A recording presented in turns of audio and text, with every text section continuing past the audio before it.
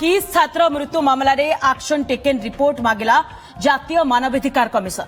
आसंता 2 सप्ताह भितर रिपोर्ट देवाई किट कुलपति एवं कमिशनरेट पुलिस को निर्देश रही। किस रे पढ़ुवा केन्दुझर छात्र मृत्यु घटना को तदंत परिसरभुक्त सह कार्यानुष्ठान निर्देश रही। मृत छात्र परिवार लोके एवं पुलिस को किस कर्तृपक्ष भ्रमित करने अभियोग रही।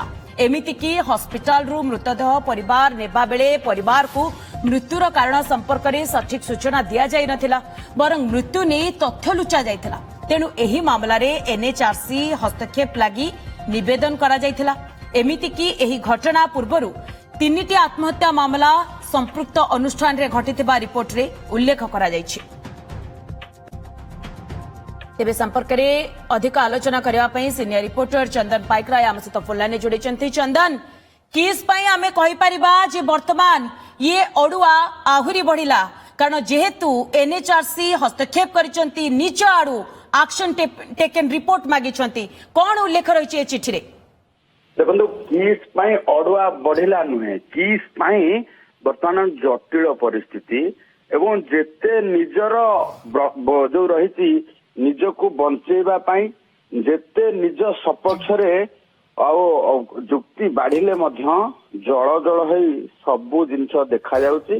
जल जल होई तदंतकारी संस्था ठारू आरंभ करिकी जातीय मानवाधिकार कमिशन, राज्य मानवाधिकार कमिशन हुंतु किमा जेकोसी कमिशन जदि सामना को रिपोर्ट देखुछंती तेबे ताज्जुब होउछंती जे हत्या मामलाटो को एमाने केमिति लुचेई देउथिले।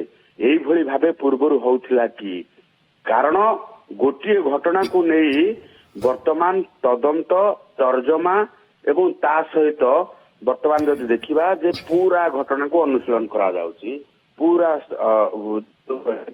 सबु घटनार अनुशीलन सहित पूर्वरु एई भली भाबे एमाने घटना घटैछंती एवं घटना को चापिछंती, जहा को नेकी सेमाने पूरा जो भली भाबे पूरा प्रस्तुति करिसंती।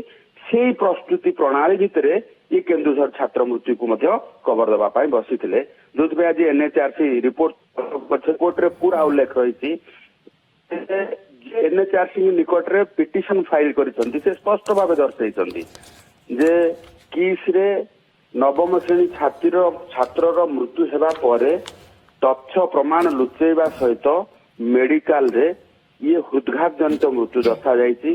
परिवार लोकों को बिना कौनसी कारण मृत्युर कारण कहवा सहित हृदघात मृत्यु जनित कहीकि हापा जल्दी शव को दि जाइछि एवं ये मृत्यु घटना कौनसी मते स्थानीय पुलिस को जनईना, ए घटना रे पोस्टमार्टम करा जाई नाही एवं हत्या घटना सामना को आसीबा परे तथ्य प्रमाण लुचेइथिबा कथा मध्य वर्तमान सामना को आसुची। तेणु ये पूरा घटना रे जातीय मानवाधिकार कमिशन वर्तमान किट रो भिसी एवं पुलिस कमिशनर रिपोर्ट तलब करिसंती।